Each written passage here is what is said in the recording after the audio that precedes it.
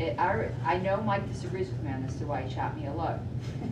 But, read them on your own without me or Mike whispering in your ear and see what you think. I do not think, I think counties can do it and have it ratified at convention, but they can't do it on their own. And if that candidate should win a race, they're gonna be stripped of their seat. Because the Democrats and Republicans aren't stupid. They know what our bylaws say. We had a proposal a few years ago to actually allow that. And it got that needs shut to be down. updated, I believe. It got shut Wayne, it down. never made it out of committee. I know. So that's not updated, that's, I mean, I would prefer that to be the way for now with the races board. where they're all with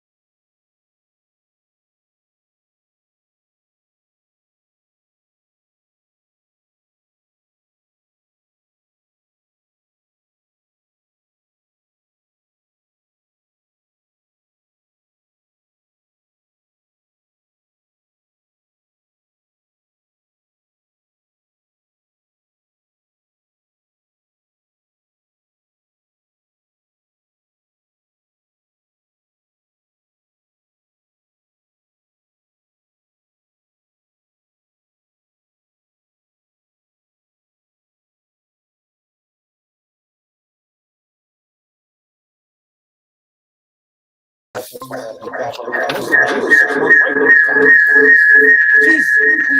you got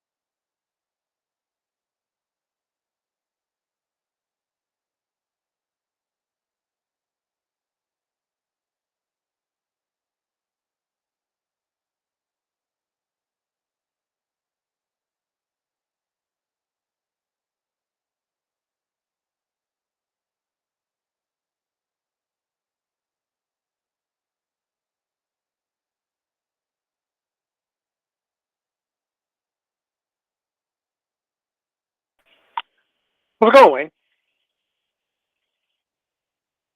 Hello, hello. I don't know who that is. Technology person.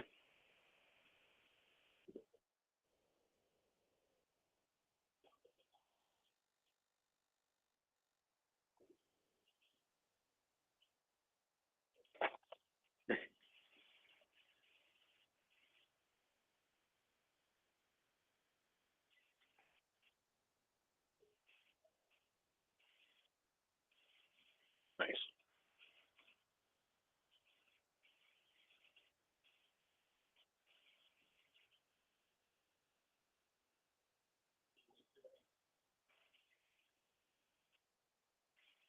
Yeah, I can hear you. Yeah, I can hear you.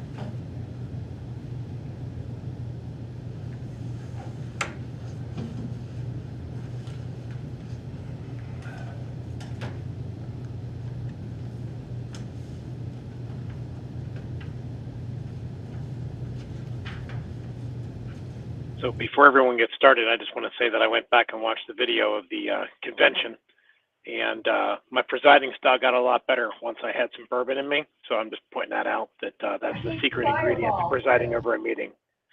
Well, Fireball was later, but the sipping of the bourbon began around 11:30 or noon on day 2 there. So just saying, secret ingredient for those that are wondering.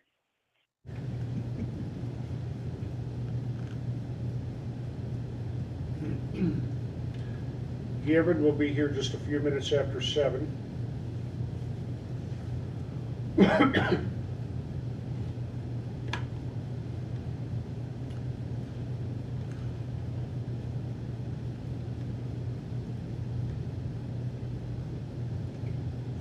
Almost like Colorado just kind of accumulated a lot more alcohol as the weekend went on at that delegation table. I know, I was drinking it too. The one side of the table was very, very strong. Andy's side had most of the beer. Not to brag, but I did that entire convention sober. I don't think that's something Well, to what the brag hell I did don't you know if do about. that that's for? anything to brag about. I don't drink. That would have been a No good comment. convention to start. Actually, I drank less at this convention than I ever have at previous ones. I haven't been able to drink at conventions since 2016. I'm Conventions are looking when I forward to do most passing of out my bathrooms again. conventions are when I do most of my drinking. Well, guys, it's Yeah, I'm 7 always o'clock. running Let's for go ahead and something. call this meeting to order. Andy, would you take roll? So, Chair? Here. Right here. Hannah Goodman, Here, I'm here. Treasurer? he should be here shortly. Okay, affiliates?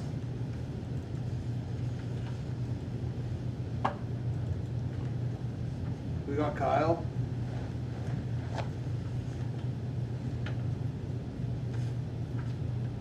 Come back to, Okay, communications?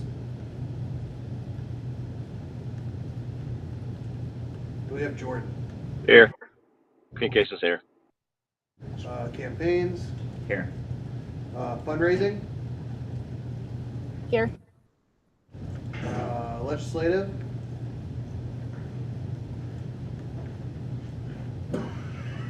We have Nick? he may or may not be able to be here. Yeah, He's out of town. Membership? Here. And still no Kyle. John, would you let us know when Kyle, if he's calling in, whenever he gets on board? Same with Gavin as well, if you don't mind, John. I think Gavin's in person, he's on his way. Oh, Say again, cool. Andy. Awesome. He should be here shortly. Never Okay, we mind. have enough for quorum.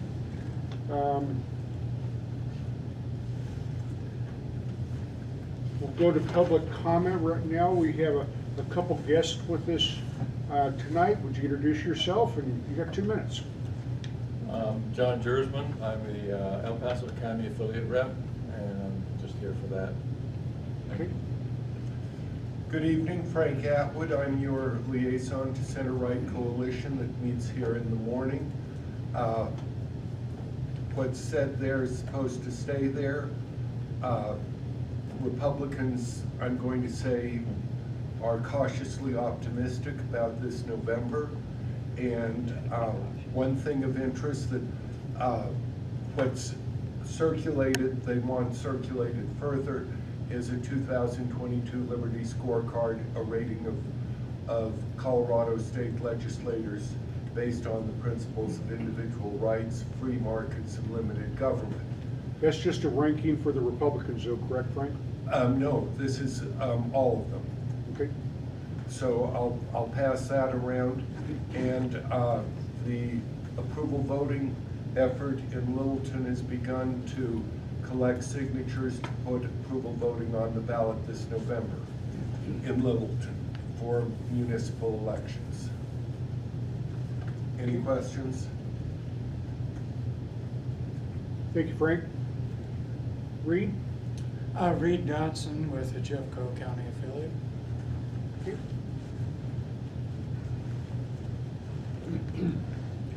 Has everybody read the updated agenda that Andy updated this morning?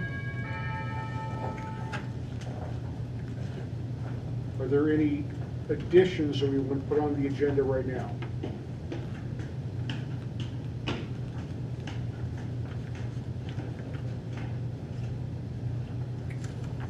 Okay, do we have any objections to approving the agenda as written? Hearing none, the agenda is approved. Andy was kind enough to send out our minutes shortly after the last meeting. Has everybody had a chance to go through those and see if there's anything that needs to be changed? Do we have any objections to approving the previous minutes? Hearing none, the minutes are approved. Reports from the affiliate groups. Do we have anybody here from Arapahoe County?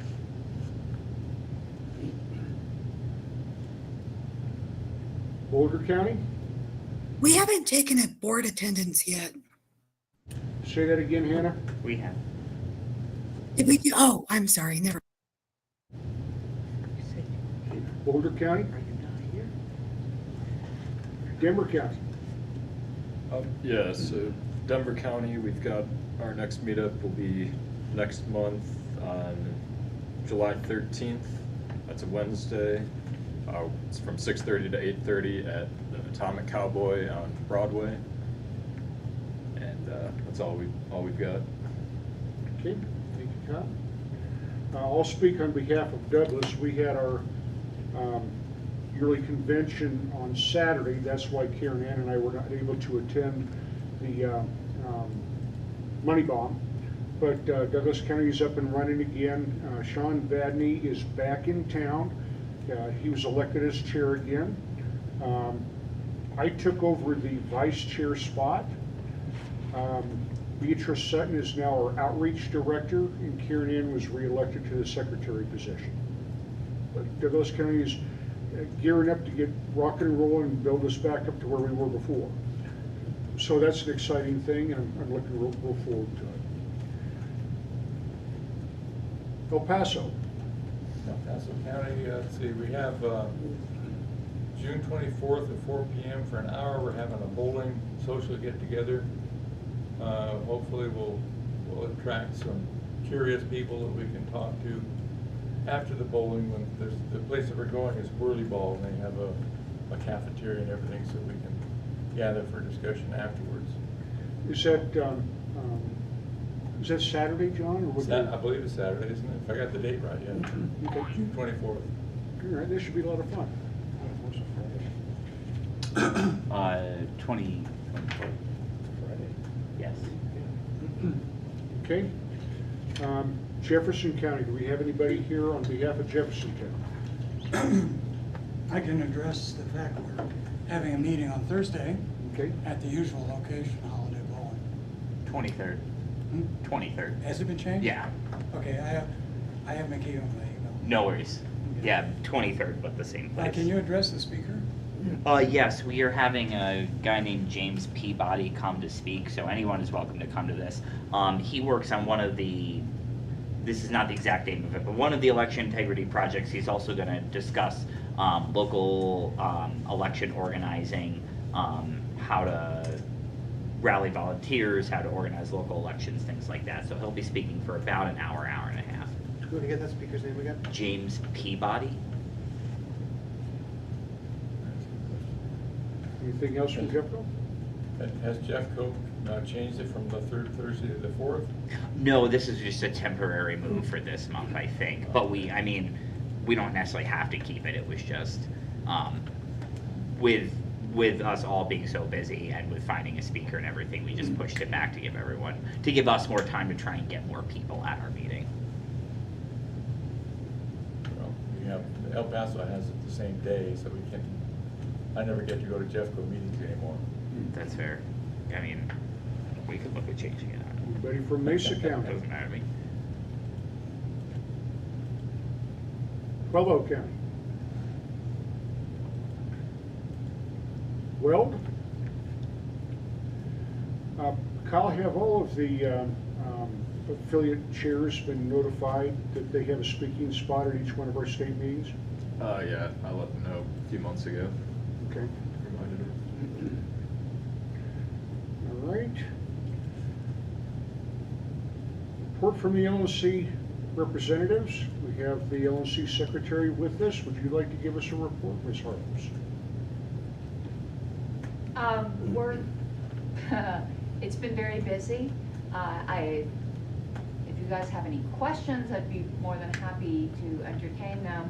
But it's just been a lot of getting back, a lot of, for me at least, tedious to most people stuff. We were like 10 sets of minutes behind on the website, which is what I'm still working on right now. And we are just approved ballot access encumbrance for Illinois and for New Hampshire.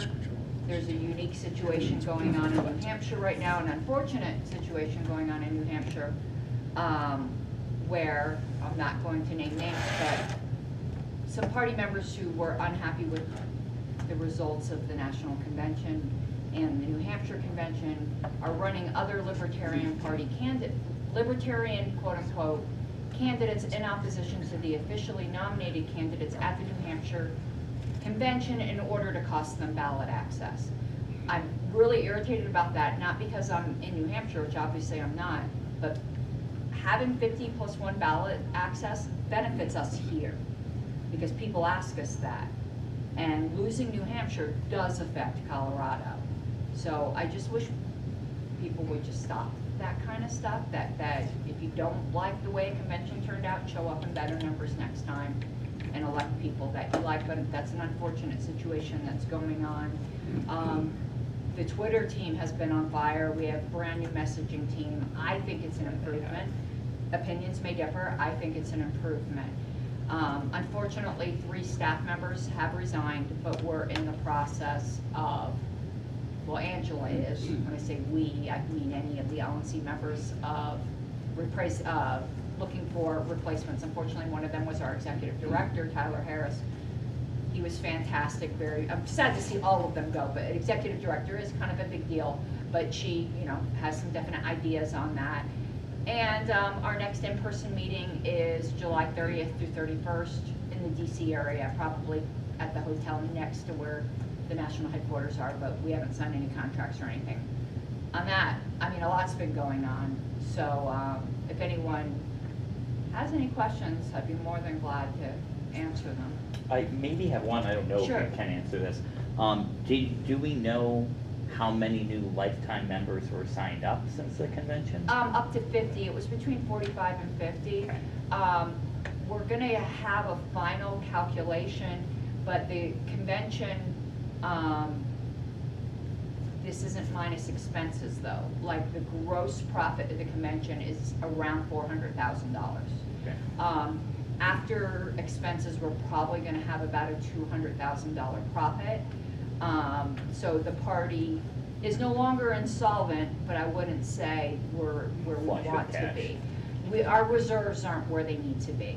To me, I don't think we're out of the woods. It isn't when we're not insolvent. It's when we are not insolvent and we have fully funded our reserves. But we're getting there. Contrary to what you may have heard on Facebook, there was no mass exodus from the party. Like every month, people leave and people come. I mean, the sky, it could rain one day and people decide they're going to blame it on somebody in the National Party and leave. And the person next to them goes, oh, they must have done a rain dance, so I'm going to join. That's just the way it is. There's been no mass exodus. But there actually has been quite a few new members from, not new members, new and renewing members from people who were upset over COVID and various other things. So the rumors of the devastation of the National Party are greatly exaggerated. It's not happening. But it is a huge regime change. So there's a lot of getting used to it, and this LNC's got a big task, on its shoulder. I mean, my opinion is that the bar was set very low, so to exceed last LNC is not going to be terribly difficult. But we have set very, very, very lofty goals for ourselves, so we'll see whether we're able to achieve them. Anyone here who's not a national member, please become one. Thank you. Thank you, Ms. Harlows. Well, is there any other questions though, Wayne? That was just Jacob. I didn't know if anyone else had. Forgive me, any other questions of Ms. Harlows? All right, thank you. I'm going to, Ken Molman is here to join us to speak about the CVCRM, so I'm going to move that we suspend the rules and allow Ken to speak now out of courtesy of his time. Do we have any objections to that? Second. Hearing none. Ken, go ahead. Well, I am here because I was asked to be here. I didn't come with any particular agenda. We've been working on Civi. As those of you probably know, I was on the LNC for the last 2 years, which has been kind of a distraction and has been a boat anchor in me getting Civi CRM tasks done. Thankfully, now that I have been relieved of that duty, I am focusing more, everything I do national at this point is on Civi. So we're catching up on a lot of back tasks. We've got, I don't even know how many imports are stacked up behind cleaning up Florida's data. And that's pretty much what I've been working on, is getting Florida finished up. I'm hoping to have that done this weekend. And then once that's done, you guys, Kentucky has like 2 years worth of imports that I haven't done. It's the downside of being from my state, is you get the lowest priority. Trying trying to think, Nebraska, a few other states are all behind. So the imports are definitely the big thing I'm focusing on right now, personally, to try to get up everybody's data. We also had, obviously, redistricting this year. So pretty much everything needs to be updated across the board. You know, I don't even know what percentage of contacts have changed precincts, changed voting districts and the district lines, but it's a good number. And so as a result, we are working on getting that cleaned up. From there, there's been a lot of talk about the project itself, and with lots of new people involved, there's been a lot of re-explanation of what we're doing, how we're doing, why we're doing what we're doing. And so you guys have David there in Colorado who also helps with the CRM project and does a great job helping us keep the data cleaned up. We have multiple sources of data, and as a result, we oftentimes end up with dupes. And especially here where I live in the Southeast, people go by their middle name pretty commonly, which is super infuriating and difficult to deal with when Bobby, whose real name isn't in any way, shape, or form Rob, is, or Robert, or anything like that, a giant pain in the butt to match. So David helps out with doing a lot of that stuff too. So it's kind of the state of things as it sits. We do have some new features coming. There's one in particular that I'm excited about called Search Kit. And it is basically, we're waiting for it to have a better level of permissioning so that people don't see contacts they're not supposed to see, to roll that out for everyone. We have it at the national level right now. It works great. It does empower us to have the button, like the show me my members, push the button and there are my members, rather than having to run through the querying tools, which can be a little cumbersome. So that's kind of a sneak peek on what's coming in the near future, but I'm really here to answer any questions you guys have.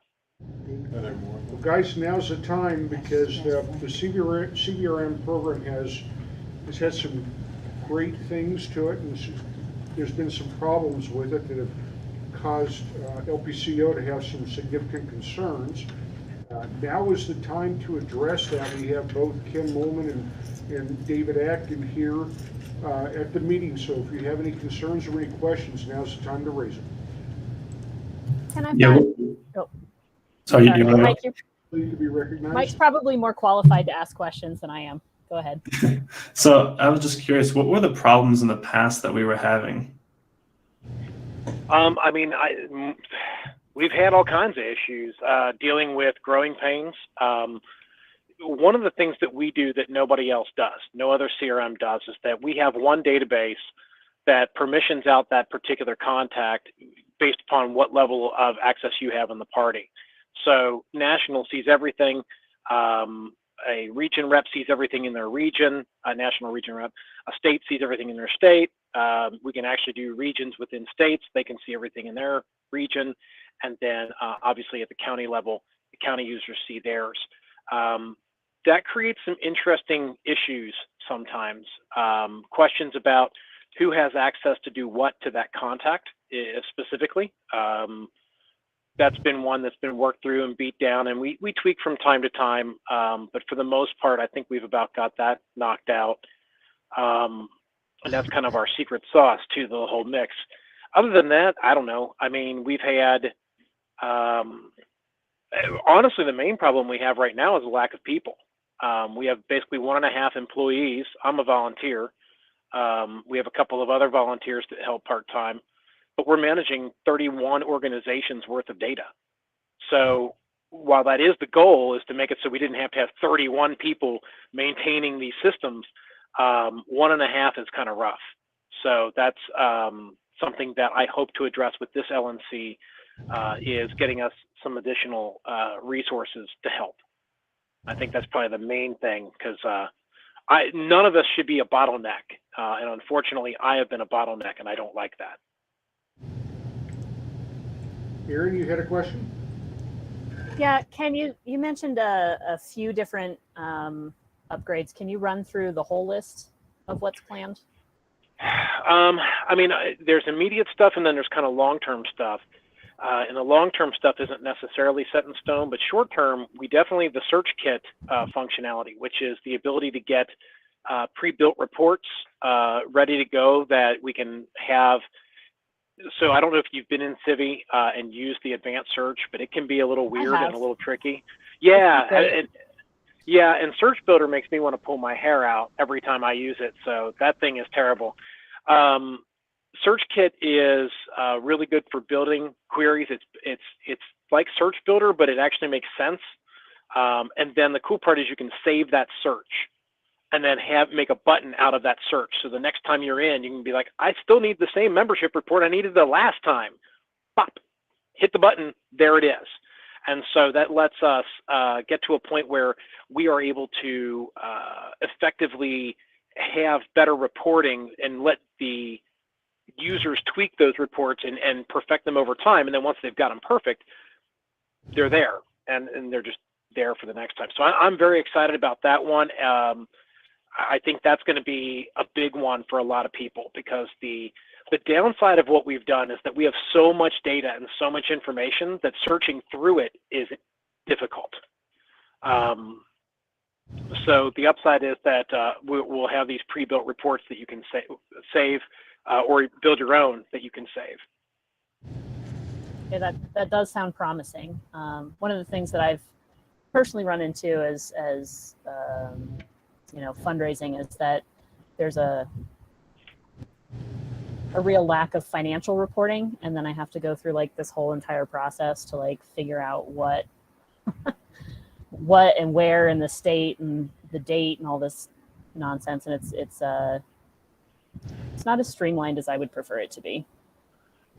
On the financial side, I know that there are some contribution reports and that kind of stuff. I honestly don't play in that realm too much. That's not anybody who knows me knows that fundraising is not my forte. So I don't play too much in that realm, but I do know that we do have the ability to run contribution reports. But again, I think that's an issue of the reports are weird in how you build those queries. And I'm really hoping that the Search Kit stuff really helps resolve a lot of the reporting issues that we've been hearing, not just from now, but it's everybody, right? It's a difficult thing to use that query builder. Okay, anybody else have any questions for Ken? Yeah, I got one more for Ken. Hold on, who's this? Mike. Go ahead. So, Ken, is there any talk of, I guess, increased user permissions on the state level? Because an issue I keep running into is that I lack the permissions to do things that I might be able to do on like the county level, where it's not, where I have like complete control. You know what I mean?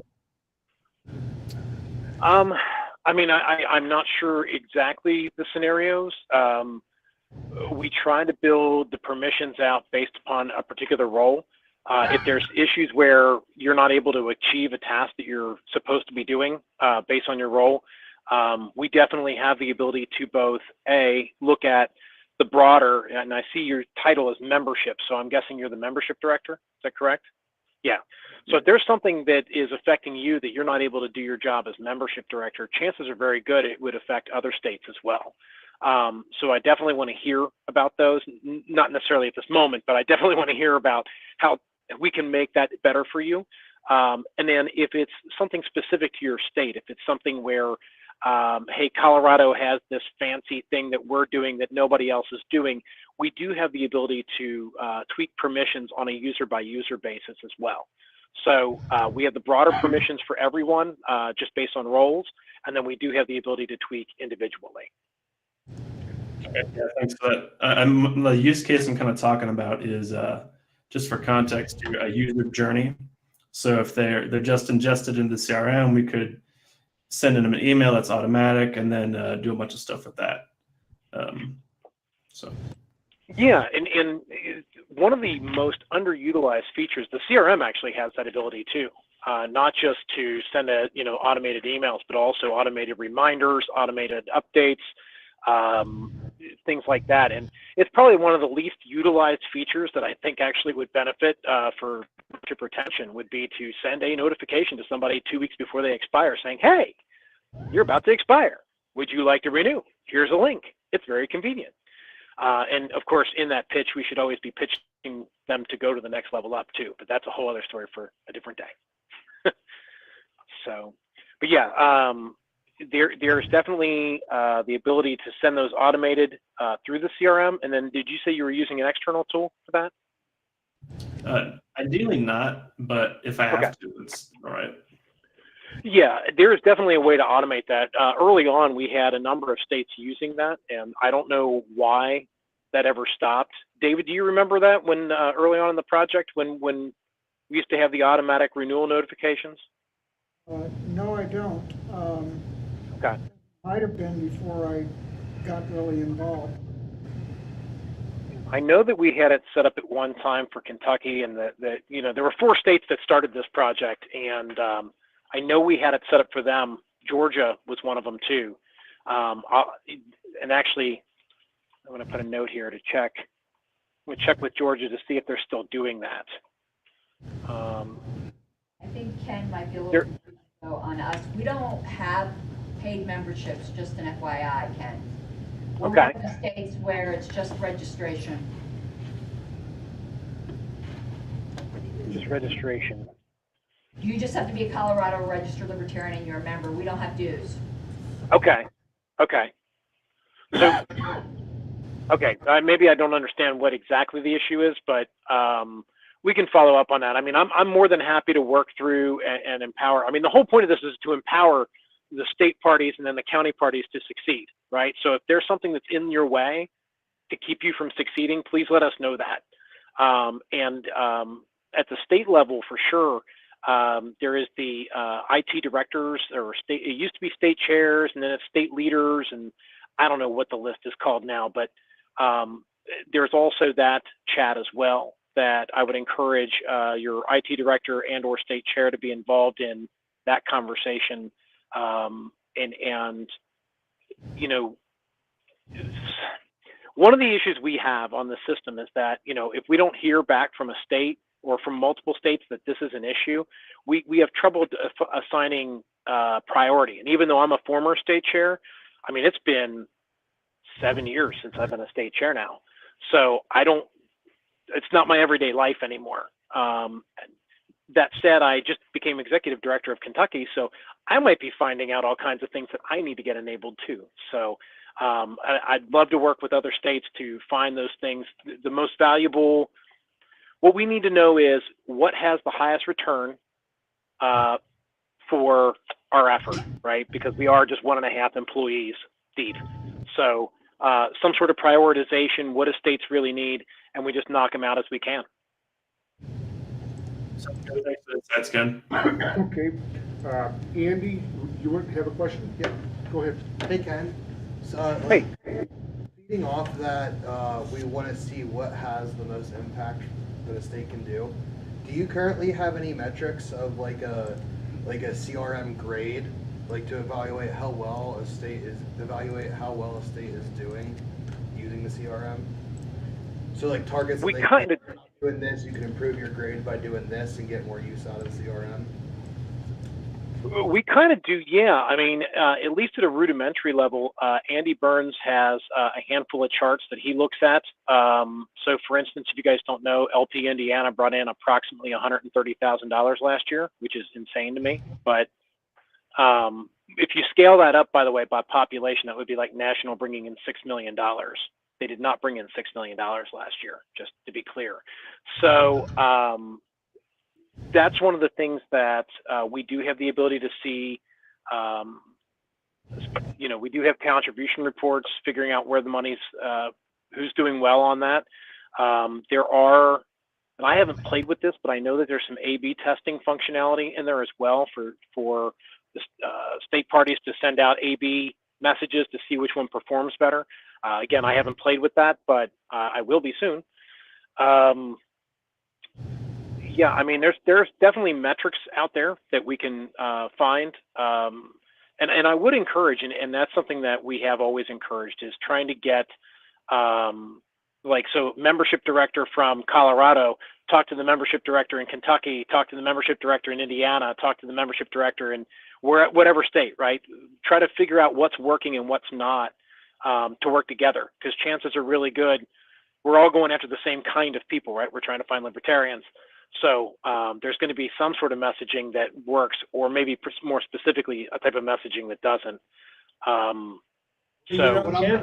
Sorry, this is. Andy, finish your thought. Go ahead. Sorry. What I'm asking about specifically, I guess, Ken, is what would be really helpful is if there was a way for for there to be an automated report that didn't just look at fundraising compared to other states, but looked at how they actually were using the CRM itself, the amount of those automated reports that you're talking about, and have a target number that this is the best, that you're not really getting the most if you don't have this, that kind of thing, and an automated way to spit that out that you're not doing this, do this type thing.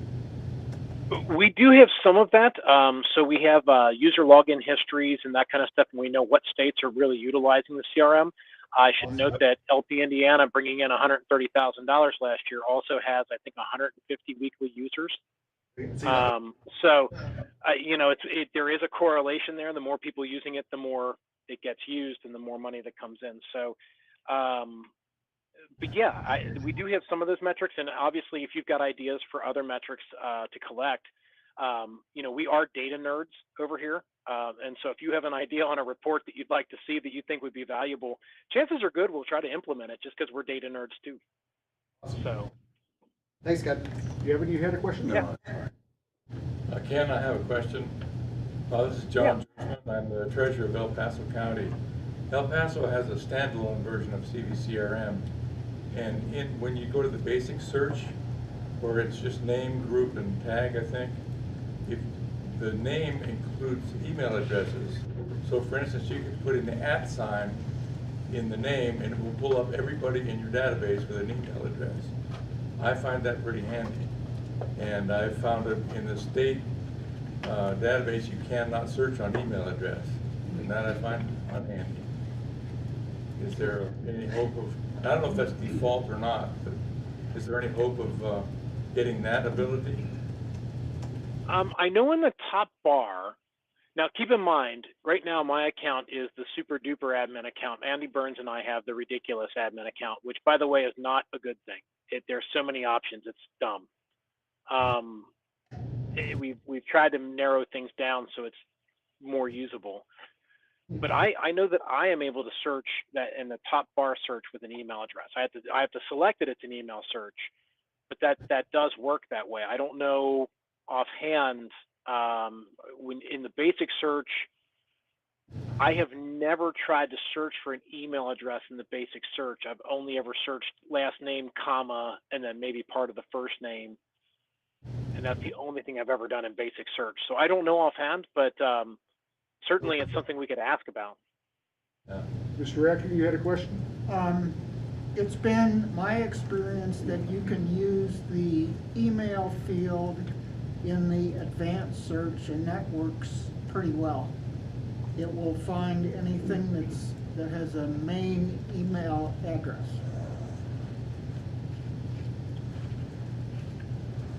That does bring up one more thing that I should note. Somebody earlier asked about the issues with the CRM. One other persistent issue that we're trying to get resolved, the sluggishness of the system, is actually one query, and it's a booger of a query. It's a mess. It's an unindexed join. For those that don't know IT stuff, don't worry about it. Just know that it's awful. We know what the problem is. The Civi core team knows what it is. They are actually working on it. So the upside is that it's getting worked on. When it will get resolved, I do not know. But it has to do with, it is actually specifically with our permissioning that sluggishness occurs. It's really weird, but the easiest way to explain what's going on is whenever anybody who's not a state admin gets in and does a query, it literally builds an entire list of everyone that you're allowed to see first, then it does your query, and then it compares the two to show the results. And so that's what takes so long, is the building the extra query and the comparison is why it gets sluggish. So that is something that we're aware of and working to resolve. Well, we're not working to resolve. We're watching as the Civi's core team works to resolve that issue. But we are definitely aware of it. Hey, Ken, Go ahead, Yep. Andy. there, like, we have several, like, young software people in in Colorado that know SQL. If those people, Yeah. like, had an hour or two a week to volunteer, what's the, like, highest impact thing that they could do? Help this actually the very core thing would be that slow query, that terrible query, and it is an ugly mother. It's bad.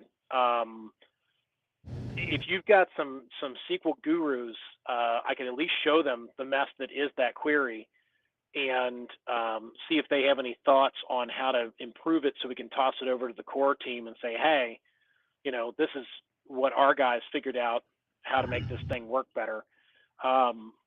I'm definitely, that's the one thing that has been bugging me for a long time, is that slow query. So, I mean, it's slow enough that it flags in the slow query log on the server. I mean, it's slow. So yeah, I would love to have any assistance possible on that. Beyond that, that it brings up a good point. This is open software, right? So you can go to the Civi CRM team with stuff. You can come to us with stuff. Anybody, I mean, contributions are always welcome, as far as I'm aware. Anyway, I've never seen the Civi team be like, "No, that's okay. We've got this. We don't need your help."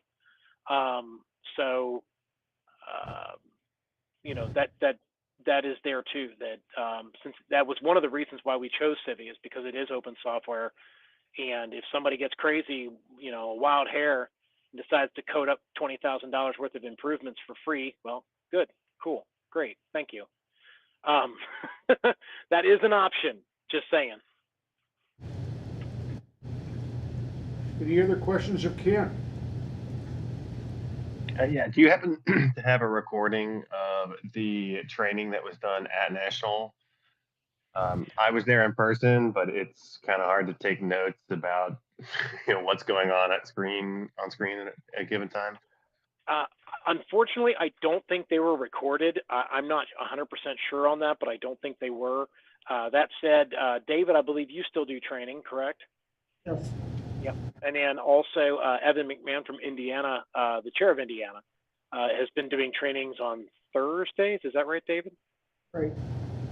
Yeah. Yes. So between the two of them, I mean, there is training available. The training at National, I stood in the room for that, and man, that was drinking from a fire hose. Like, that was a lot of information. So unfortunately, I don't think it was recorded, though. I didn't see any recording equipment in the room. So Next time we'll learn. And then do you have like a 2-minute sort of elevator pitch for why do we want to stick with Civi? I have an engineering background, not a relations background. So this is the first CRM that I've dealt with, and it seems fine, but I have no point of reference for it. Sure. Very quickly, in 2017, we looked, the IT committee at National in 2017 looked at what are the maximum impact projects that we could get. We had just fixed LP.org, which, by the way, had been crashing all through election season, which was not good. We fixed that afterward, which, whatever, at least it worked. And then we were like, okay, well, what do we do next? What is the highest impact? And we kind of decided that states were having trouble with managing their data. We go down that route. When we looked into all the options that were available in 2017, we looked at both paid and open source solutions. We looked at services. We looked at, actual off the shelf software. And in the end, what we decided was that Civi had been around. For those that don't know, it was originally Howard Dean's internal campaign CRM from whatever year that was, 2004 or whatever, whenever he screamed and imploded his campaign.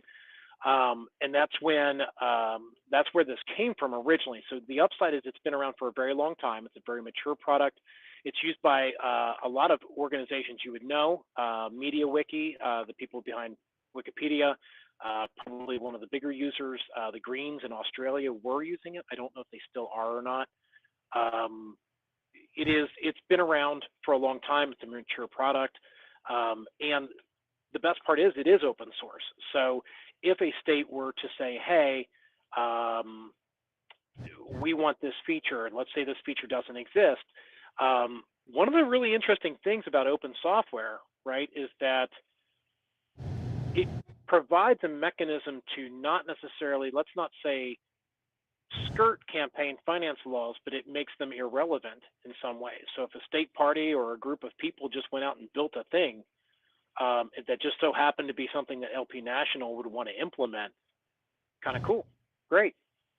And I mean, that can just happen. So that was kind of the rationale behind all of it, is that because it's open source, we have the ability to do anything we want with it, to customize it to what we need it to do. We tend to try to keep it on mainstream. We try not to do too much custom code other than our fancy permissioning, which actually, by the way, is open source. So we open sourced everything that we've done to the system as well. So that's pretty much the pitch for why Civi. And then in our particular instance, we actually have for those that are IT nerds, a hyper-converged infrastructure colo down in Texas that replicates to the hyper-converged infrastructure that's behind me in my closet here that is almost a data center. If I had a generator, it would be a data center at this point. So we're protected, we're backed up, we're replicated, we have snapshots, we have all of the data protected, and we can roll back to any specific point in time at our granularity for a week. And then we have daily for like 2 weeks, and then we have weekly for 5 weeks, and then we have monthly going back, I forget how many. But the point is that we have backups and redundancy and failover, and I mean, we do actually have a really good setup here that I'm really pleased with, that things are protected. And then we also have everything locked down real tight. We've got firewalls in place. We've got software triggers on firewalls and whatnot as well. So we try to make sure the data is well protected, as well as from theft and from destruction. So that's kind of where we're at. I think the main things at this point are continuing to improve Civi. And actually, one of the big problems we have right now is onboarding the remaining states, while trying to maintain 30 states. So that's been the balancing act that we've been dealing with, is that there are like 10 more states in line. And right now, the ETA on the last one in line is something like 2 years from now. So to give you an idea of what we're dealing with only 1.5 paid employees, is that everything gets stacked up. So we do take volunteers, by the way. Volunteers are good. Kyle has a question for you, Ken. Go ahead. Does the Civi CRM have the capability now, or potentially in the future, to like connect to a door knocking app, where like the app would have like all the data from the CRM, and then could also send the data back to the CRM to be input potentially? Yeah, so there is a tool called Civi Mobile that we've looked at implementing in the past. I don't know where that is anymore. The national office went with eCanvasser, and the way that was being handled was exports out of Civi and imports into eCanvasser, and then at the end of the campaign, exports out of eCanvasser back into Civi. It's not the most seamless, not the ideal. As the one who ends up having to do a lot of those imports, I would prefer not to have to do those imports. So Civi Mobile is out there. I don't know where that's at, though. I know that Andy Burns has been working with LP Indiana specifically on trying to expand functionality for campaigns.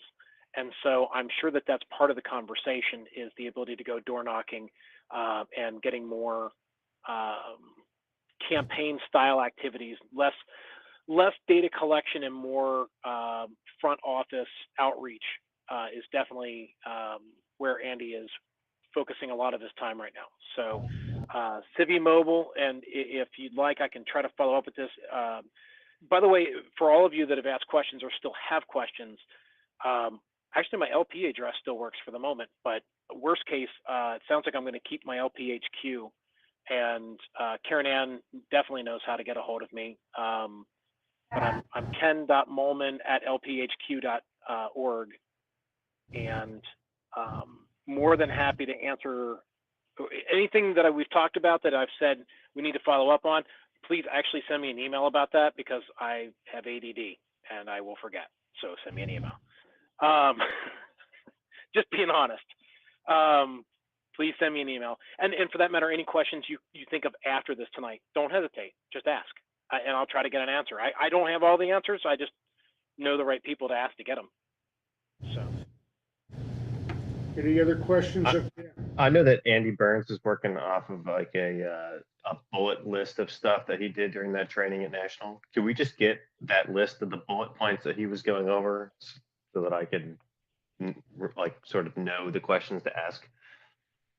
Yeah. I mean, Andy Burns bullet list. And again, remind me, send me an email. Seriously, I'm not even kidding. I'll put it in the chat. Send me an email and ask me for that stuff, and I will absolutely bug him tomorrow when he gets back from vacation. So. Thanks. Anything else for Ken? Looks like you've answered all the questions that we can think of at this point, Ken. Thank you very much for joining us tonight. You've given us some great information, and now that everybody has a way to reach you, you guys can all reach out to Ken directly. I really appreciate your help tonight, Ken. On that note, I guess you're finished. You're off the hook. All right. Well, I'm putting my email into the chat right this moment. Thank you all for the opportunity. And again, please don't hesitate to reach out. The whole point of this system is to make it better for everybody. So that's the goal. Everybody helps everybody, because everybody is trying to grow their parties. So thank you all. Thanks, Ken. Thanks, Ken. Yeah. All right. Next thing we're going to get to is the board reports. I don't have anything further to add to my report. Vice? Nothing further to add. Treasurer? I would only add that the money bomb we did on Saturday was, I think, relatively speaking, extraordinarily successful. We raised over $2,200 in something that was put together with very few resources. Andy and especially Aaron deserve a lot of recognition for what they did. And I would also reiterate in my report that it just seems like the volume of activity since the end of May has increased 3- or 4-fold. So we seem to be really have come on to something here. Beautiful. Any questions of Gavin? You can let me know if we figured that out, that whole. Yes, it's nothing to worry about. I'll send it to you. We're good. Yeah, so just tell me how you want me to take care of it. Yeah, no problem. Yes, sir. That was a single one-time donation figure, right? Or does that include recurring donations? What are you referring to? I'm sorry. The money bomb, that total you just gave us, is that the actual money donated on that day? Yeah, it was, well, there was some cash that I guess Andy had. So it was 2,200 total donated, I think, on that day, including the cash in that figure, and 500, I believe, of that. Do you know what portion of that was recurring? No. It was like 500. Yes. Yeah, so I looked this up in the CRM actually as it was happening. I think there was about 1050 in online donations one time. Whatever you said, 400 or so in the room in cash, and then about I think it was 525, 535 or something in recurring donations. Unfortunately, one of my gripes with the CRM is that I cannot quickly tell if those recurring or are yearly or monthly. But you know, I think only one of them was a recurring annual donation, and the rest were monthly. I believe that's right. Also, Gavin, I have the cash, and I will get that to you soon. Thank you. Thank you, Aaron. Yes, ma'am. Just a comment, it's something that didn't come up with Ken, and it didn't occur to me that that's where we were going with the fundraising thing. I think the CRM is going to get a lot better to be able to get Erin what she wanted. What didn't come up with Ken, is kind of politically sensitive, is that a former staffer that the LPCO wasn't particularly happy with last term, just leave it at that, was doing some foot dragging on integrating financials with CRM. They were the national fundraiser. We use another program at National right now called Razor's Edge that costs like $30,000 a year. It's a dinosaur, it's ridiculous, but the staffer was used to it. Now with new staff, that's all going to be eventually moving over to the CRM. That will it will cause it to have greater financial tools. So that really didn't come up with the questions with Ken, but that is an improvement that will be happening to the CRM. Yeah, thank you for that. I heard a lot of good things from Ken, and I think I've sort of formed my opinion on which direction we should go. But yeah, but to your point, thank you for your comments. There's just a ton of excitement around what's been happening in the last few weeks, and we've seen that manifest itself not just in engagement but in actual dollars. And I'm excited because we had some really good candidates, including our own Daniel Lutz, who spoke at the Money Bomb on Saturday, and some really qualified candidates, I think, him included, who could represent the party very well. And I hope that we as a party can help them with their resources to help them be successful. That's on the agenda as well. Yeah, exactly. Thank you. Secretary? Nothing further to add. Affiliates? Nothing further to add. Okay. Has there been any further discussion with Larimer or Weld as to what direction they're going? Yeah, Larimer, I believe they're still meeting regularly and seem to be on track to affiliate, and hopefully in the next year, I would hope. We'll see where they're. I'm not exactly sure where they're at, but Yeah, with the legislative session out, I'm going to be trying to take point on finding the people that we need in order to affiliate Larimer. It's too big of a county for us not to have an affiliate presence there. After Reno, I've been digging into the CRM. I think I have a good way to start contacting people more globally. We're going to try and get something going here.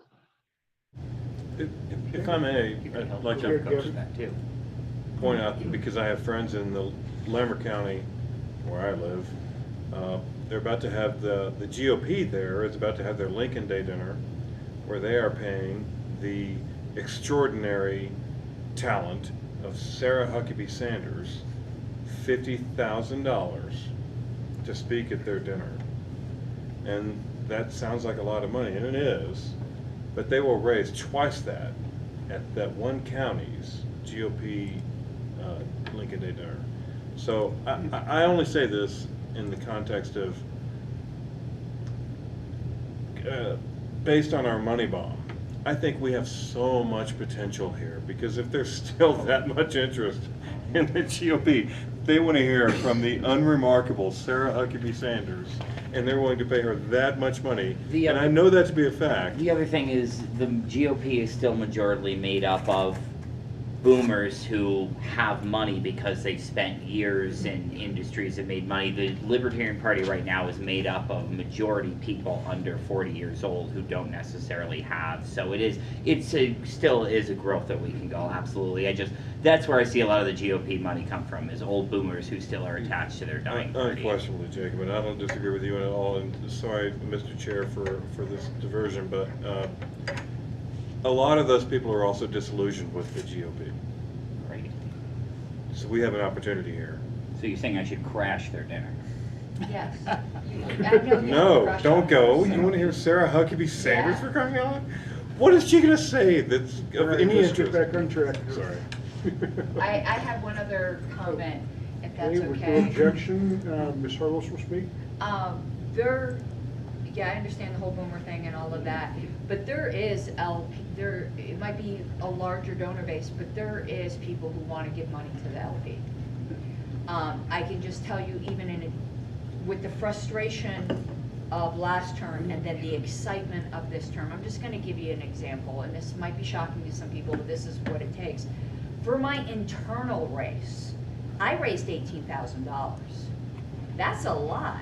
Most of our public office candidates don't do that. So the money is out there. People are excited for a change, and it might be a lot more smaller donors rather than someone just cutting one check. But the money is out there if an internal office candidate can raise that. My whole point was just to put pressure on the gentleman here because the affiliates are desperate for attention. So. Okay, thank you. Legislative. One other thing to mention is, yeah, as far as Give me- Weld go ahead. County, I have not spoken with anyone in Weld for the last month, but they don't have anyone who's currently putting together meetups. So there's nothing happening in Weld County right now. Right. They were on fire. We need to get that kindled up again. Okay. Legislative? Nothing further for legislative. Thank you, Nick. Membership?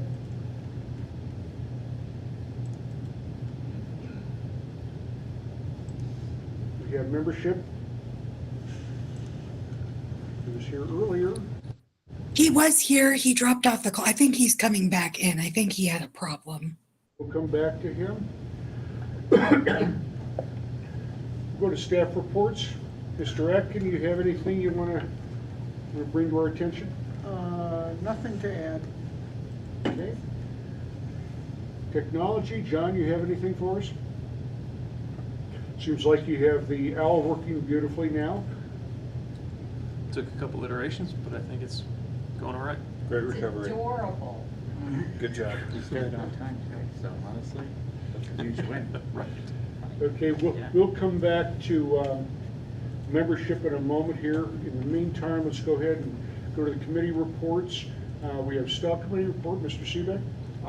Yes, the Style Committee, well, I thought we had finished our work and submitted up the reports to the board for consideration. However, I'm asking the board to not consider the bylaws report at this time because we have to go back and make a fix that was discovered after the fact.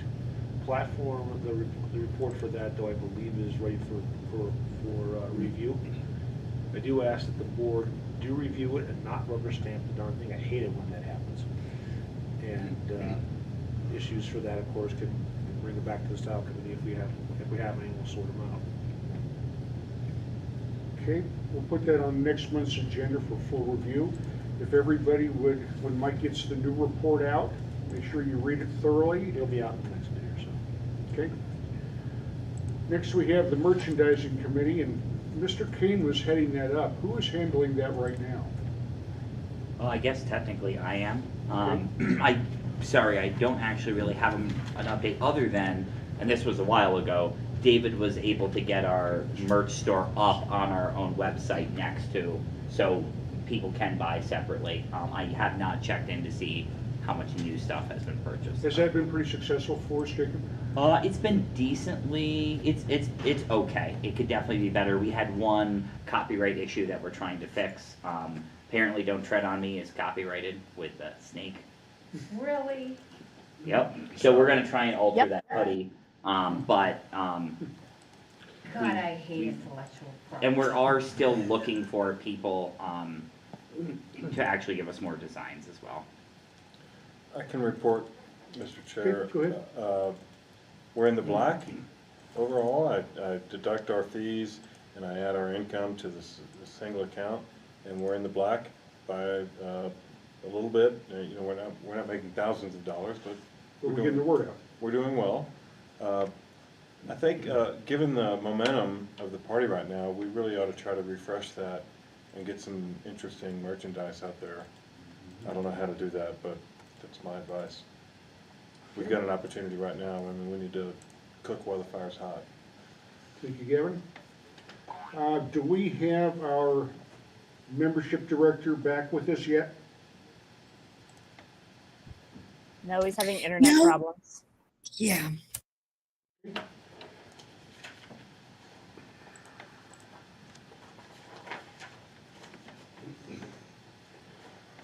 We don't have any special orders or unfinished business to attend to, but we do have a few items for new business.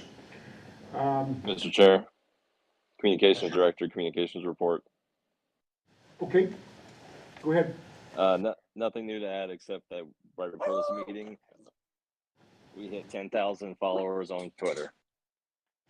Wow. Fantastic. Thank you very much. All right, we have a couple things that we need to discuss in new business.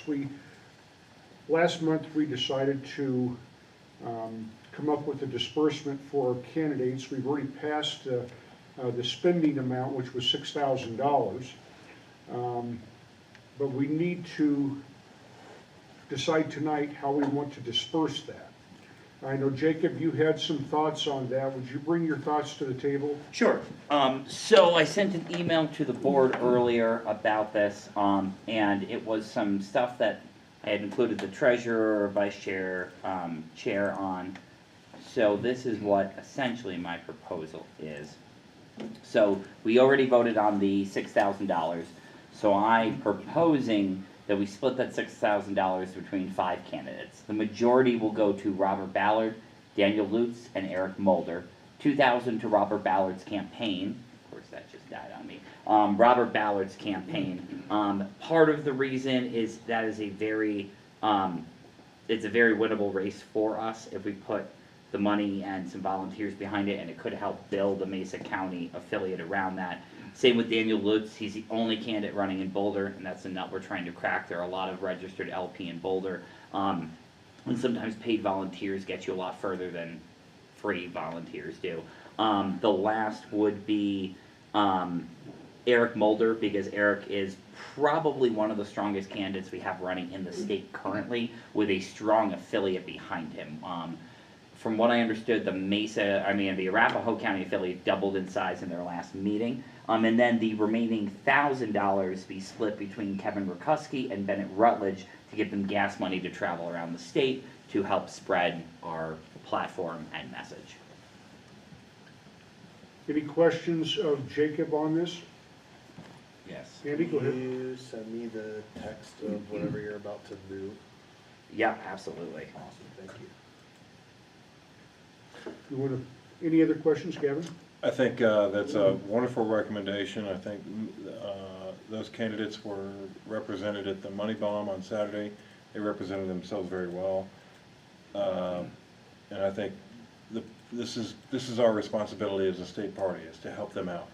I agree. I mean, like, I can't guarantee that spending this money will net us victories, but it can help us tremendously with marketing. And if we aren't gonna put money toward candidates, then, you know, it is, yeah, I agree. It's something that it shows also that we are investing in our candidates, and they can help that grow the party. So, yeah, I would say thank you for your research there, Jacob, and I would heartily endorse your thoughts. No problem. Okay, without objection, we have a question from Mr. Atwood. Was that Ballard 2,000? Yes, Robert Ballard 2,000, Daniel Lutz 1,500. Oh, 1,500. Eric Mulder 1,500, and then $1,000 split between Kevin and Bennett, so 500 each. Super, thank you. Okay. Jacob, do you have a motion in there anywhere that you'd like to put on the table? Yeah, I would. Is it easy? Can I just motion with what I had written up and just say it as a motion? I can hear. Come over here. I'll help you. Okay, great. I'll help you move it real quick. You basically just say, I move to split the whatever with no reasoning, just Okay. the amounts. Great. And that's it. Sweet. Excellent. Mr. Chair, do you have any idea how much this, how this compares to previous election years? you're talking about in the state contribution to candidates? Yes, sir. We've never given any money to state candidates. This is the first time. And theoretically, if all those monthly contributions come in, that's the $6,000 right there. Yeah. Yes. I actually have one question I just thought of, given that this is the first time. Are we allowed to? Like, is there an FEC implication to us doing this? No, the only weird thing that we're not sure is once it gets to the nonpartisan races, that becomes weird about giving money. But as long as they are running as Libertarian, it's no problem. As long we're not going past the contribution deadline or limit. So then I motion to split $6,000. You move to. I move to split the $6,000 that we voted to give candidates. $2,000 to Robert Ballard, $1,500 to Daniel Lutz, $1,500 to Eric Mulder, $500 for Kevin Rakuski, and $500 for Bennett Rutledge.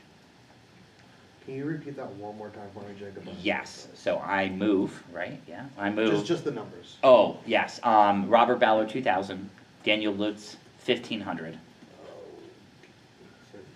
Sorry. Don't have this in the best template. We should use Siri. Hey Siri. What? Okay. 1,500 for Daniel Lutz. 1,500 for Eric Mulder. Okay. 500 for Kevin Rakuski. Ruskusy. No, USKY. And then 500 Bennett Rutledge. Cool. Okay, do we have any discussion on that? Somebody check to make sure that's up to I'll 6. second. We have a second? Okay. Yeah, please. Any objection to the proposal that's been put up? You have a question, A Kyle? question. Were there any other candidates who inquired about the funding or? There were no, Daniel was the only one who actually inquired about funding itself. There were a number of other candidates brought up in the discussion, but ultimately the other ones were who we settled on. Kevin and Bennett were more my idea, as I'm hoping to use our statewide candidates as a sort of, the results as a sort of form, as a form of polling once the results come in. Any other go ahead, Gavin. I think the affiliates also have an opportunity to donate to these campaigns. The state party certainly has a responsibility here to its candidates, but the affiliates, especially in Mesa County and those counties where these candidates are running, also need to consider stepping up and contributing. I think that would be a worthy conversation for you, Kyle, to have with the affiliate directors. Okay. Let's bring this to a vote. Do we have the objections? Hearing none, that motion passes. So, Gavin, would you coordinate with Jacob and get these funds dispersed right away so that they can be put to use? Yes, sir.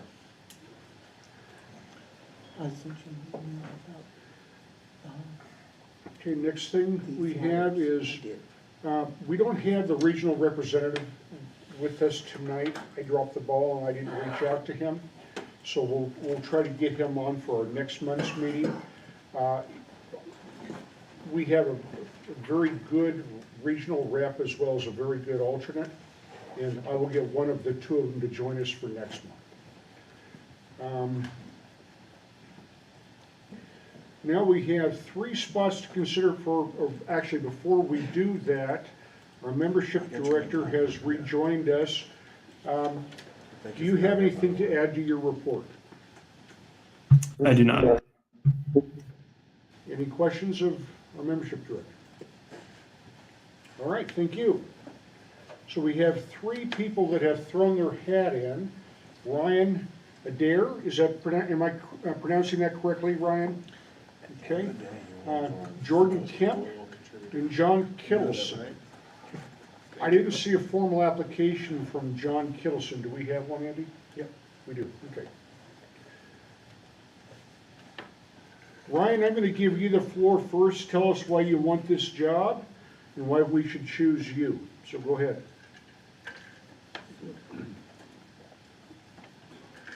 Yeah, sorry, I just had to unmute myself. Yeah, thank you for the opportunity to speak on this. I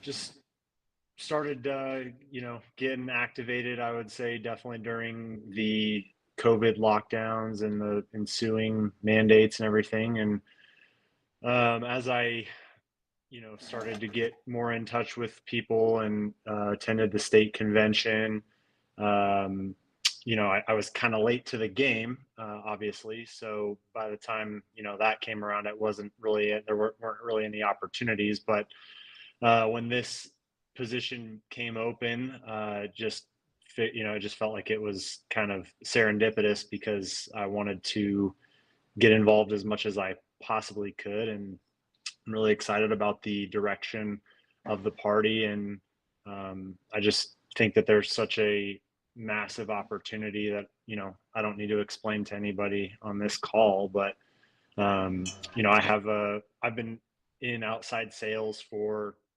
over 5 years now, and just felt like it was, that, like I said, just kind of the stars kind of seem to align because, outreach is, I would say, at least adjacent to, sales. And so it just felt like this was an excellent opportunity. So I just appreciate the opportunity, whether or not you guys select or decide to go with me. We're going to open this up to questions for you, Ryan. I'll start. Have you read the bylaw requirements on what the job duties are entailed? I have not.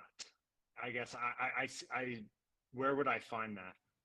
Mr. Chair. It's in the bylaws at the bottom Yeah, page. Mr. Chair, he has read them, he just doesn't know he has. When I make the applications for these positions, I put right in the application what the bylaws duties are. You He did just already. didn't know Okay. that's where it came from, so he has read them.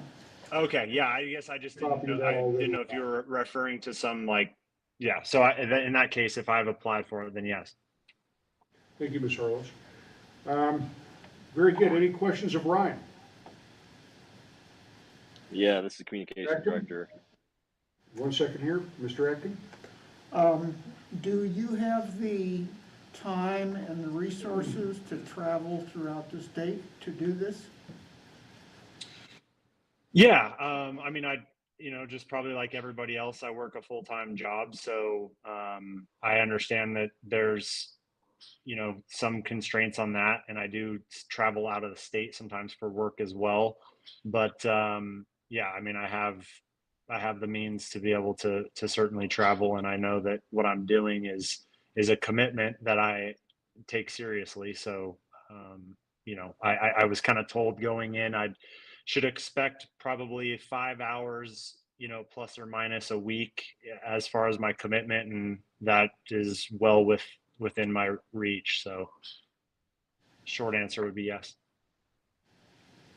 Okay, Mr. Kaczynski, you had a question? Well, I propose that the new David Aiken question is, do you have time to do this job? Because that's a question he asked of me when I ran for treasurer, and that's an appropriate question. So no further questions.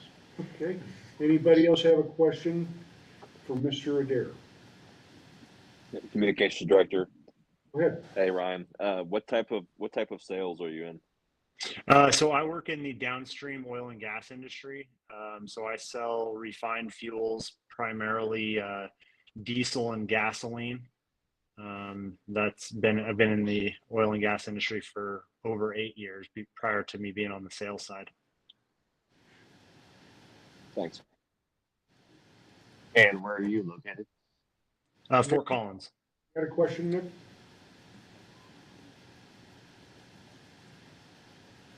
Any other questions? Okay, thank you, Mr. Adair. Now we have Jordan Kemp. Is Jordan with us here?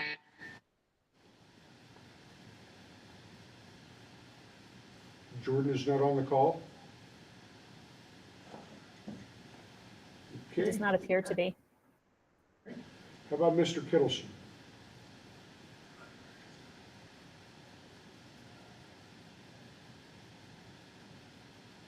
Doesn't look like Mr. Kittleson is with us either. I don't know if it matters for the board. I do want to point out John Kittleson is also currently running a congressional race. I feel like that is fair to put out. Doesn't disqualify him. I'm just putting that out there. All right, well, I suppose if Yeah. nobody has any other Federal questions congressional race in to, Denver. we don't have any other questions to throw around, then let's go ahead and bring this to a vote. Mr. Chair? We're going to do a raise of hands. Oh, okay. And for those of you that would like to see Ryan Adair become our new outreach director, please raise your hands. Would you take a head count, Andy? Got 1, 2, 3. 4. Jordan, put My your, camera's off, but my hand is raised. Jordan, put your hand down. Nick, put your hand down. That makes 6. Hannah, put your hand down. That makes 7. Mike, put your hand down. That makes 8. Aaron, put your hand down. That makes 9. And our last one accounted for would be the chair. I usually don't vote on these things. Had a fit. So we have 9 votes for Ryan. Those who would like to see Jordan Kemp, please raise your hands. Do we have anybody that's remote that is raising your hand? That's the 9 is everybody but you in the vacant position. John Kittleson?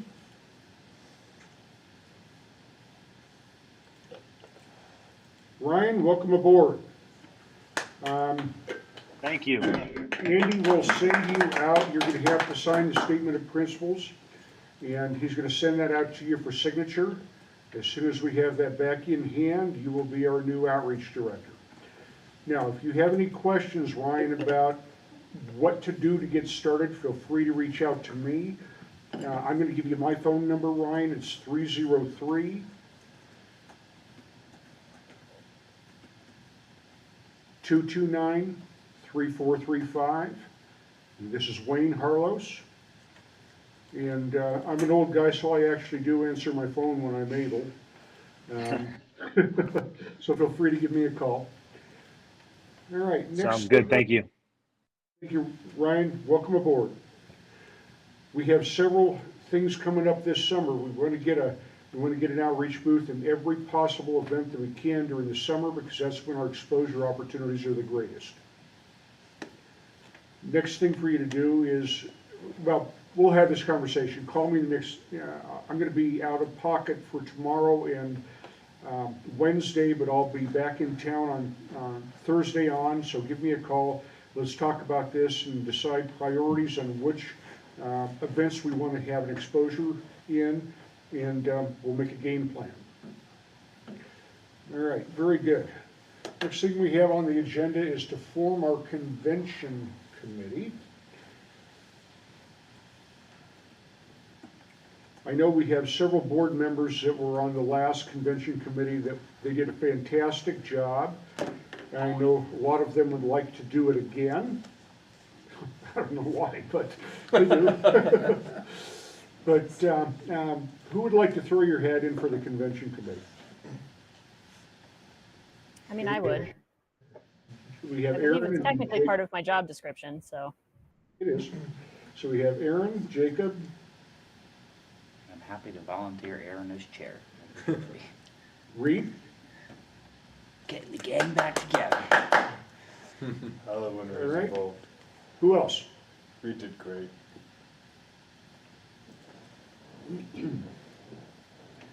That's enough to get started. So we'll go ahead and start with Aaron, Jacob, and Reed.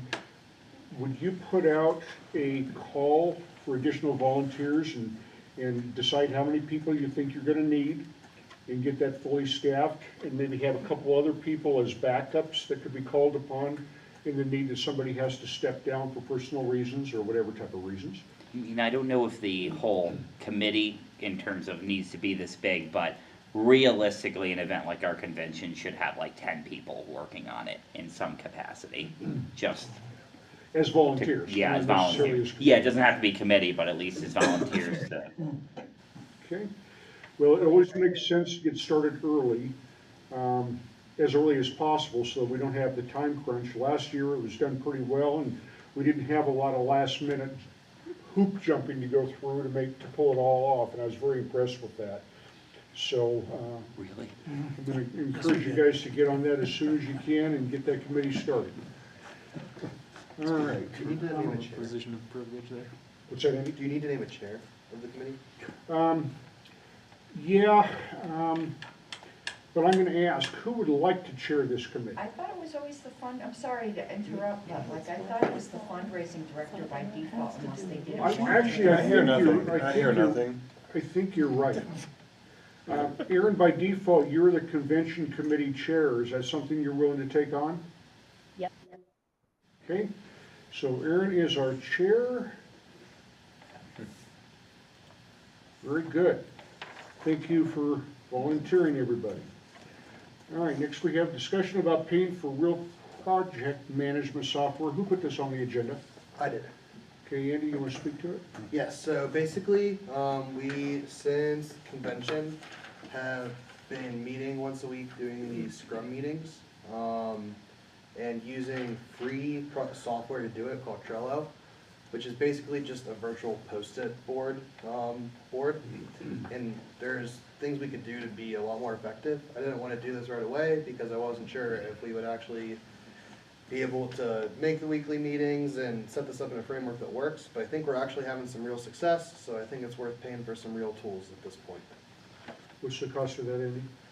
So the number one thing that I would probably go with is Basecamp, which is $100 for unlimited users per year. But I've used Basecamp, I've used Azure DevOps, and I've used a couple of other things professionally. And would like to go through and see what kind of pricing tiers they have before I commit to Basecamp. So if I could, I would move to allocate $300 to acquire project management software for a year. So the $300 would be set aside for, because you pay most of these things, a lot of them, Basecamp's a flat cost, you pay most of them on a per user, per monthly basis.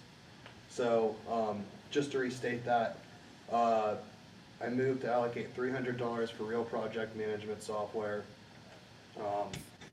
Make that decision. That's the end of the motion. Second. We have a second. Do we have questions of Andy? He seems to be pretty well versed on this already. Yeah, Andy, what's the advantage of spending money on it when we already have Trello? So there's all kinds of things that we can track if we get real software that we can't track in Trello. So like the first step of doing any kind of project management, like the first benefit is that we actually just have a strategic vision and we're aligned towards it, right? And we're actually just making progress week by week. But where we can start getting into real benefits is that we can do things like track how much time we spent on these things. There's visualization for how much we were able to get done in a week. There are better collaboration and chat tools, so that there's tool suites where you can have built-in chats and calendars related to a specific sub-project. So you could say, you could have like in Basecamp, you could have a sub-project for the convention where you have a task board specifically for the convention, a calendar for the convention, and chat. So everything that you could possibly need to do, you can dedicate a special team to that and get it all done right there. It just allows us to have, like, the Trello, I think, is getting unwieldy to manage in this 30-minute meeting and isn't really getting us all the benefits we could get out of project management. Andy, I have a question. Can we? Recognize Gavin. Go ahead. That's not what. Well, apparently he's going to defer to you. Go ahead, Aaron. If we have calendars, is it possible that we can then put it on the website and then volunteers, when they come to our website, can like see what needs to be done? Because I think that would be awesome. Many of these and easy. Many of these project management applications have APIs that will work with that you can use to export the data, so that we could like set the website up to. You could have different calendars on the website corresponding to different projects even. So you could have like an events calendar, a volunteer opportunities calendar, so on and so forth. That nobody has to maintain. It could pull automatically from how we're just getting work done. Okay, Gavin? I'm missing the $100 to $300. Can you walk me through that again? So I would prefer not to, and I think Basecamp's gonna be the move.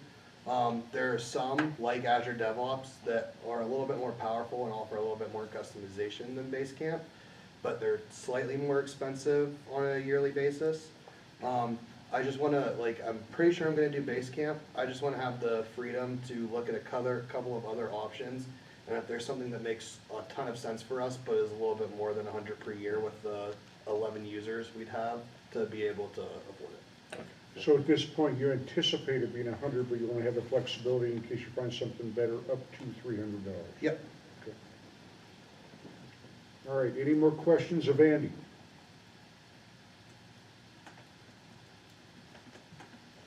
Seeing none, do we have any objections? Hearing none, we have set aside $300, up to $300, for Andy to implement the base camp. Very good. Now, we have something else here that I don't know who put this on here, but discussion about modifying standing rules about email. And who put this on the agenda? I did that as well. Okay, would you please put your name on those in the future whenever you bring something to the table so I don't look like an idiot? All right, would you like to speak to that, Andy? Yes. So right now, our standing rules state that we can only do routine business through email. And the definition of routine is whatever we want it to be, so long as no one objects to it being routine, in which case it gets moved to the agenda for the following meeting. What I would like is that, actually, as I stated that in its entirety, that if no one objects, like, we can just do that. So here's the thing, I wanna, like, it feels wrong to do things that aren't routine by unanimous consent, even though, like, that's technically how it's written to be allowed to do. I would like to modify the standing rules to clarify that anything done by over 7/8 can be done by email, even if it's not routine. That way, things where we just all agree, we don't have to wait for a meeting to get done, we can just get them done. I'm open, this one, I haven't thought about nearly as much as the project management stuff. I just think that it would be a good idea to allow us to do more by email. So I'm open to suggestions on the 7/8 or the specific wording, or if we should even do it, so.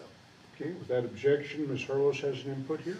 Okay, I'm the original author of that standing rule. I would highly suggest you do not change it, and here's why. Y'all might agree, that's wonderful. Y'all aren't the party. The rest of the members are. Non-routine business should be done in a format where people can give public comment and stand up like I just did and get your attention right at the moment. Because y'all might agree until you hear from somebody else who's maybe been in the party longer or has a little bit of a different perspective. Email is, Roberts highly discourages email votes because it's not truly a deliberative process. There isn't simultaneous oral communication, which is essential to the deliberative process. But we also didn't want to gunk up the words for something you didn't really have to deliberate on, like spend $60 to get a SOS list or something. But things that are actual decisions of this board need to be done in full sunshine with opportunity for the public to attend and give you simultaneous things. So I don't care what the percentage is, even if it was unanimous, that's not the trajectory that this board has had in the past, and I would encourage you deeply not to go down that road. Any other comments? I wanted to add one thing. If something urgent came up, you can meet within 48 hours on an e-meeting where the public can attend. So it's not even like your hands are bound for a month. They're not. My concern about your thought there, Andy, is that the email vote should be things that are not what we consider to be substantive. Substantive, just like Karen Ann said, is something that we need to deliberate, where we can all answer the ideas around, ask questions, get all the thoughts out on the table, because people sometimes will change their mind after they have additional information. I'm very moved by the consideration of protecting the members and that we can do things by just a e-meeting with 2 days' notice. So I have nothing to move. Okay, so you don't have anything you want to put on the table? Okay, Is there a way to substantively take public comment? Nick, say that before- again. Is there any way to take, substantial public comment over email before such a vote would take place? Gracefully. Even the email window is 3 days anyway, so we're not really losing any time by just doing it in an e-meeting with notice anyway, so. Okay. That's good. If we ever get into a situation, Nick, where we're in a bind and we have to make a substantive decision on something quickly, we can call a special meeting. That certainly is within our bylaws. And although we haven't had to do that since I've been on the board, that possibility always exists. So we always have that tool at our disposal. So Yeah, that sounds good. I was just curious about the procedure on that. I got the question answered. Thanks. all right, any other comments on this before we put it to bed?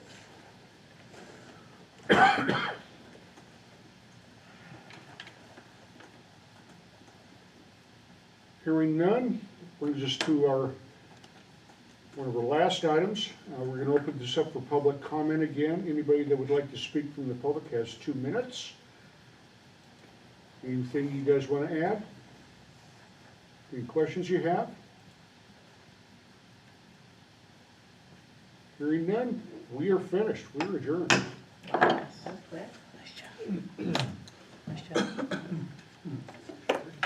Thanks, everybody.